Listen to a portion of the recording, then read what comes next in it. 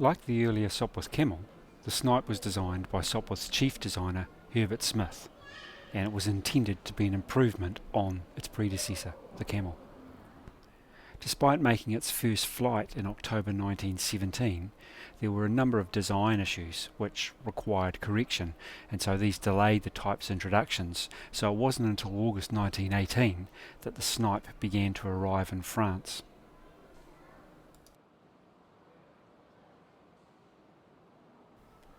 Following the end of World War I in November 1918, there were thousands of aircraft that were scrapped, and many types that had been the mainstay of their armed forces during the First World War quickly became obsolete and were completely retired from military service. By the time of the Armistice, there were only around 100 Snipes in service in France, but production continued through until September 1919. Eventually, nearly 500 examples were built, and the type became one of the primary fighters in the post-war Royal Air Force, and it was only finally retired in 1926.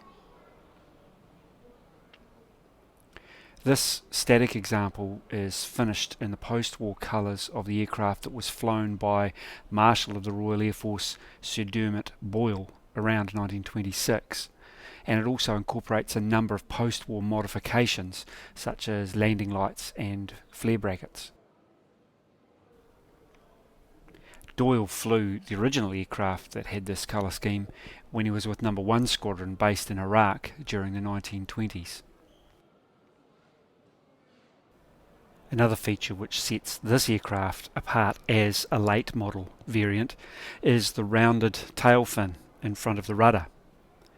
The early production Snipes had an almost rectangular tail fin, as seen here on an early model variant, but these were found to be somewhat ineffective in service, and so the later model aircraft had these replaced with the more rounded fin, which was more reminiscent of the standard shape that was found on earlier types such as the Sopwith Camel and the Sopwith Triplane.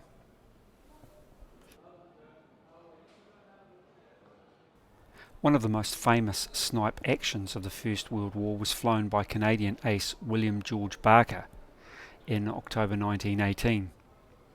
Barker had been having a brief stay on the Western Front and was due to go back to England, and on his final day in France he flew his Snipe and attacked and destroyed an enemy two-seater.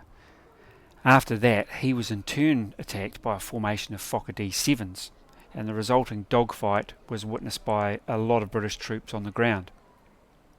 The dogfight ended with Barker downing at least 3, some say 4 enemy aircraft, and during the fight he was wounded 3 times, and he eventually crash-landed his aircraft behind the Allied lines.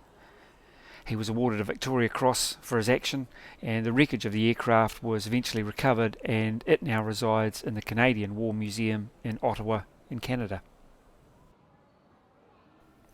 This particular reproduction of the Snipe was built by the Vintage Aviator Limited in Wellington, New Zealand, who are well known for the exacting standards that they build their reproduction World War I aircraft with.